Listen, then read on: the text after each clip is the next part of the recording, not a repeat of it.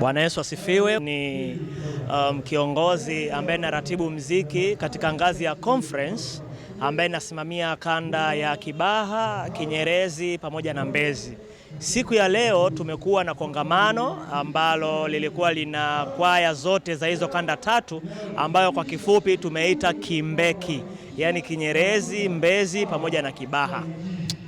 Kwa kwaya zilizokuja, nipende tu kuwashukuru na kutoa shukrani zangu za dhati kwa kuweza kujitokeza na kuweza kumwimbia Bwana wimbo ulio mkuu. Kongamano la leo tumejifunza mada mbalimbali, utakatifu wa muziki na jinsi ya kuchagua yaliyo matakatifu na ambayo sio matakatifu, kuyachagua na kuyafuata yale ambayo ni mema na ambayo yanafaa katika muziki, hasa tukibaki katika falsafa ya muziki wa Kiadventista. Naam, nipende kutoa rai na nipende kutoa kongole kwa kwaya zote na kuwaambia ya kwamba makongamano ni sehemu ya msingi sana ya kujifunza muziki wetu wa Kiadventista.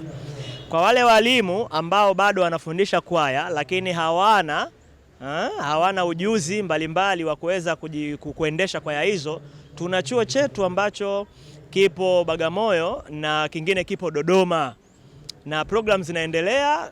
Sabato iliyopita tulikuwa tunasherehekea miaka 3 ya waliofaulu katika episode hiyo ya wanaosoma hicho chuo cha Tasuba, na vile tunatarajia kufungua chuo kwa wanafunzi ambao wapo maeneo ya Dar es Salaam ambao wanataka wajifunze zaidi. Venue imeshapatikana na zaidi vitatangazwa huko mbele. Kwa hiyo nipende kuwapatia wasaa huu uliokuwa mtulivu na mtakatifu wa kuweza kuamini na kuelewa na kufahamu jinsi gani Mungu aimbiwe. Kwa maana hata maandiko matakatifu yanasema ya kwamba nifanyeje basi? Taomba kwa akili na kwa roho pia. Nanyi mtaomba kwa roho na mtaimba kwa akili pia. Kwa hiyo leo tulikuwa na neno la kwamba kumwimbia Mungu ni ibada, muziki ni ibada, hivyo tujihusishe.